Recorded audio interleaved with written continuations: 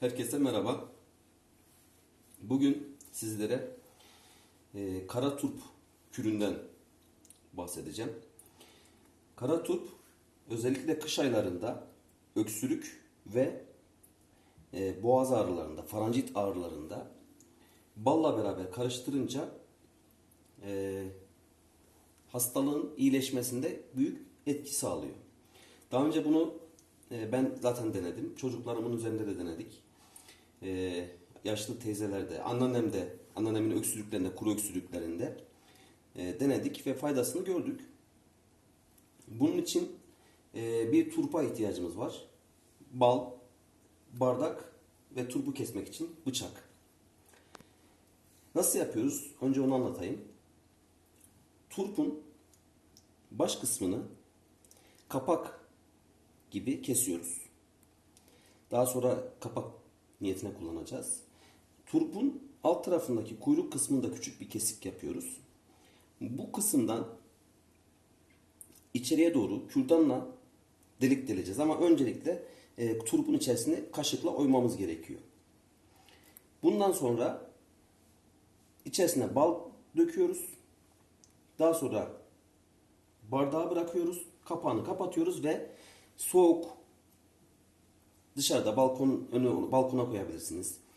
Camın kenarına koyabilirsiniz. Soğukta kalacak şekilde, ayazda kalacak şekilde o bal turpun içerisindeki özü, suyunu emerek akıyor.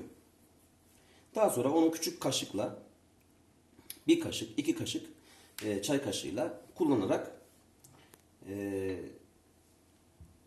hastalıklarımıza inşallah sağlığına kavuşturuyor. Ben daha önce kestiğim turpu gösteriyorum. İşte bu şekildeydi. Kapak gibi kestim burasını. Kuyruk kısmını da kestim. Şimdi birazdan bunun içerisine oyup içerisine bal dolduracağım.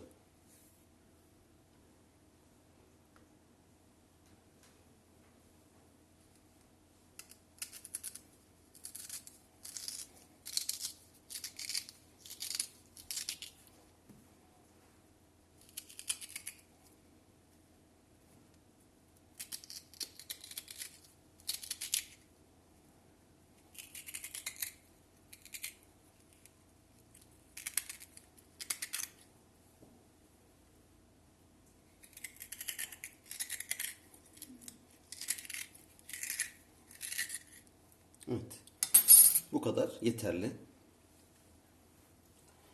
Daha sonra buradan deleceğim.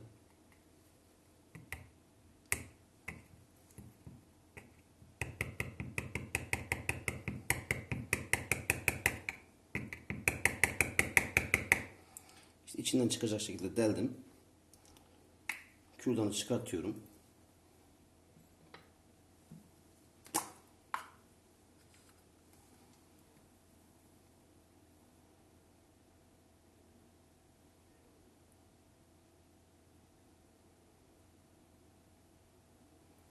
İçine balımı da koydum.